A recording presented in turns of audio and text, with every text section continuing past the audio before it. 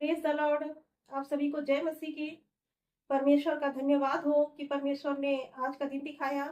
आज हम लोग परमेश्वर के वचन से सीखेंगे। एक 12 वर्ष से एक स्त्री बहुत परेशान है जिसे लहू बहने की बीमारी है। आज हम उसके बारे में सीखेंगे कि परमेश्वर ने उसकी ज़िंदगी में किस तरह से कार्य किया।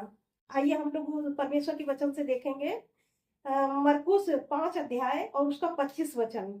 यहाँ पर लिखा हुआ है, एक स्त्री थी जिसको 12 वर्ष से लहू बहने का रोग था। उसने बहुत वैद्यों से बड़ा दुख उठाया और अपना सब माल व्यय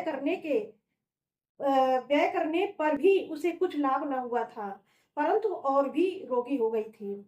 यहाँ पर एक स्त्री है और उसे 12 वर्ष से लहू बहने का रोग है और वो बहुत ही ज़्यादा बीमार हो चुकी है। उसके पास जो पैसा था वो सारे डॉक्टरों को दे दिए है। अब उसके पास बीमारी है लेकिन पैसा नहीं है। जितना पैसा था सब लगा दी है अपनी बीमारी में, लेकिन फिर भी वो चंगी नहीं हुई है। तो यहाँ पर परमेश्वर का वचन हमको बताता है कि जो वो स्त्री थी, उसके पास पैसा था। वो सोच रही थी, पहले जब धन था तो सोच रही थी कि मैं इलाज करा लूंगी और इस बीमारी से चंगाई मिल जाएगी मुझे। लेकिन जब उसका पैसा खत्म हो गया तो वो उम्मीद भी खत्म हो गई। अब हम फिर देखेंगे 27 वचन में लिखा है, वह यीशु की चर्चा सुनकर भीड़ में उसके पीछे से आई और उसके वस्त्र को छू लिया, क्योंकि वह कहती थी, यदि मैं उसके वस्त्र को ही छू लूंगी तो चंगी हो जाऊंगी। यहाँ पर परमेश्वर का वचन बता रहा है कि वो जो स्त्री थी, जब उसके पास सारा पैसा खत्म हो गया तब उसने यीशु की चर्चा सुनी और वो कहती थी कि यदि मैं उसके वस्त्र को ही छू लूंगी तो चंगी हो जाऊंगी। वो ऐसा विश्वास कर रही थी कि यीशु मसीह से मैं प्रार्थना नहीं करूंगी जा करके। वो सोच रही थी मैं उसके वस्त्र को भी छू लूंगी तो मैं चंगी हो जाऊंगी। इतना बड़ा उसका विश्वास था। और फिर लिखा हुआ है, और तुरंत 28 में लिखा है, क्योंकि वह कहती थी यदि मैं उसके वस्त्र को ही छू लूंगी तो चंगी हो जाऊंगी। और तुरंत उसका लहू बहना बंद हो गया और उसने अपनी देह में जान लिया कि मैं उस बीमारी से अच्छी हो गई हूँ। यहाँ पर फिर उसने विश्वास से प्रभु यीशु मसीह को छू लिया। तो उसने अपने शरीर में जाना कि मैं चंगी हो चुकी हूँ। ये स्त्री जिसे 12 वर्ष से लहू बहने का रोग था, ऐसी स्त्रियों को व्यवस्था में, जो पुरानी व्यवस्था है उसमें अशुद्ध लोग मानते थे। हम पढ़ लेंगे उसमें क्या लिखा हुआ है, किस तरह से अशुद्ध मानते थे। लय व्यवस्था है और उसका 15 अध्याय उसका 25 वचन। यहाँ लिखा है, यदि किसी स्त्री के अपने मासिक धर्म के नियुक्त समय से अधिक दिन तक रुधिर बहता रहे या उस नियुक्त समय से अधिक समय तक ऋतुवती रहे, तो जब तक वह ऐसी दशा में रहे तब तक वह अशुद्ध ठहरी रहे। उसके ऋतुमती रहने के सब दिनों में जिस जिस बिछौने पर वह लेटे वे सब उसके मासिक धर्म के बिछौने के समान ठहरे, और जिस जिस वस्तु पर वह बैठे वे भी उसकी ऋतुमती रहने के दिनों के लिए के समान अशुद्ध ठहरे। यहाँ पर परमेश्वर का वचन बता रहा है, ऐसी स्त्रियों को अशुद्ध मानते थे कि वो कहीं पर बैठती थी तो बिस्तर अशुद्ध हो गया, या घर में रह रही है तो वो अशुद्ध हो गया। तो ऐसी स्त्रियों को बहुत समस्या देखनी पड़ती थी। तो यहाँ पर एक साधारण स्त्री, जो मतलब एक साधारण जो महीने में मासिक धर्म होता है उसमें वो मतलब कुछ ही दिनों का होता है, तो उसमें इतनी पीड़ा उठाती है, अपनी मानसिक तौर से, शारीरिक तौर से, हर एक प्रकार से वो दुखी रहती है और चिड़चिड़ापन अजीब सा होता है। लेकिन ये स्त्री 12 साल से बीमार थी, तो वो स्त्री अपने शरीर में कैसा महसूस कर रही होगी। वो पूरी तरह से एकदम वीक हो चुकी थी और उसको समझ में नहीं आता था। वो सोच रही थी अब इस बीमारी को लेकर के मैं मर जाऊंगी, ऐसा वो सोच रही थी। लेकिन जिस दिन यीशु की चर्चा सुन ली उसके अंदर एक विश्वास आया और वो कहती थी कि यदि मैं उसके वस्त्र को ही छू लूंगी तो मैं चंगी हो जाऊंगी। उसके अंदर ये विश्वास था। तो वो ऐसी स्त्री किसी पुरुष को छूने नहीं जा रही थी, वो परम प्रधान उद्धारकर्ता को छूने जा रही थी। जो व्यवस्था में एक अशुद्ध स्त्री समझी जाती थी, वो आज परमेश्वर के पुत्र को छूने जा रही थी। तो वो इतना डर रही थी कि कैसे मैं ईश्वर के, परमेश्वर के पुत्र को मैं छूने जा रही हूँ, और वो उसके अंदर बहुत डर था। हम और वचन पढ़ लेंगे, मरकुस 5 अध्याय का 29 वचन देखेंगे, और तुरंत उसका लहू बहना बंद हो गया और उसने अपनी देह में जान लिया कि मैं उस बीमारी से अच्छी हो गई हूँ। यीशु ने तुरंत अपने मन में जान लिया कि मुझ में से सामर्थ्य निकली है, और भीड़ में पीछे फिर कर पूछा, मेरा वस्त्र किसने छुआ है।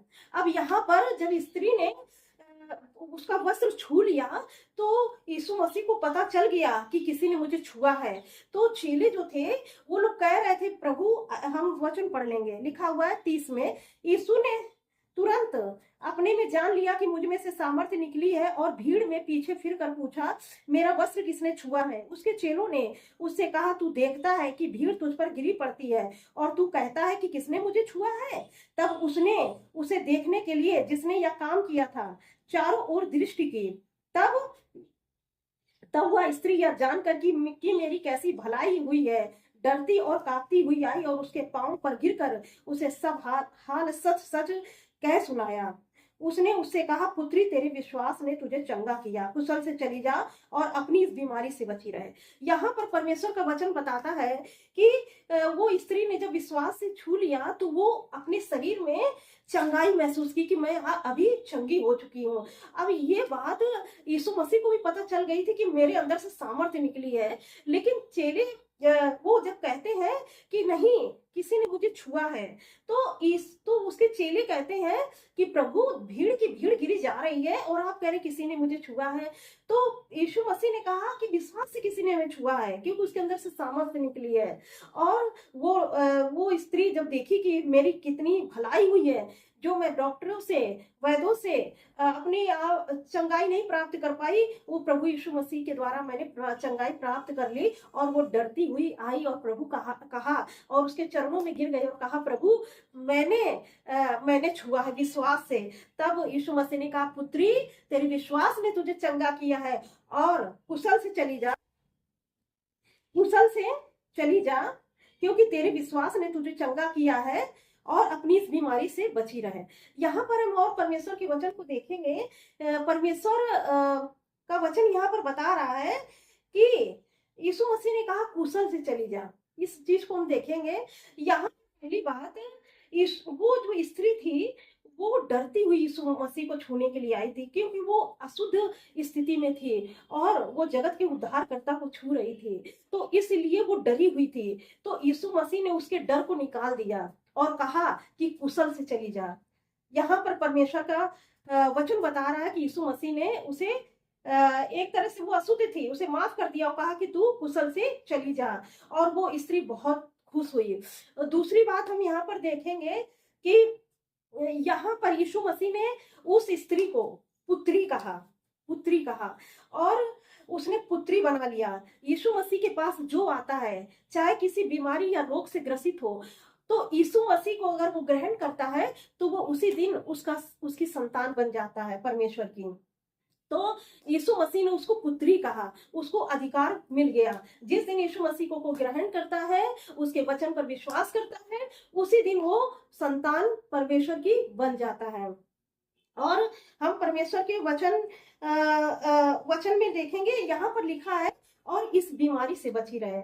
ये जो बीमारी है, इसका मतलब ये नहीं कि वो पूरी तरह चंगी हो गई तो वो हमेशा चंगी रहेगी, चाहे अपना जीवन पापों में बिताए या धर्म में भी बिताए, किसी भी तरह बिताए, या प्रभु यीशु मसीह से दूर हो जाए या किसी तरीके से।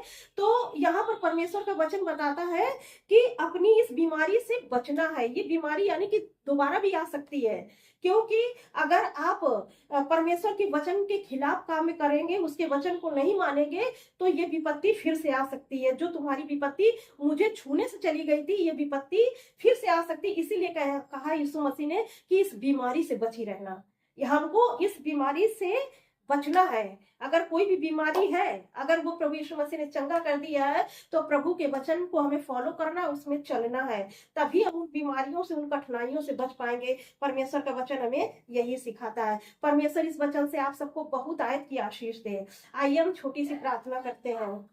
आइए हम लोग परमेश्वर से प्रार्थना करते हैं। धन्यवाद, धन्यवाद, धन्यवाद मेरे सर्वशक्तिमान जीवित परमेश्वर, दयालु पिता, राजाओं के राजा प्रभु, हम धन्यवाद देते हैं मेरे पिता परमेश्वर। आपके पवित्र हाथों में ये सारा जीवन सौंप देते हैं मेरे प्रभु। पिता परमेश्वर, जो वचन सुनाया गया प्रभु, इस वचन पर आपकी आशीष हो मेरे पिता परमेश्वर। प्रभु, आपने उस 12 वर्ष से जिस स्त्री को लहू बहने का रोग था, आपने उसे चंगा कर दिया प्रभु यीशु।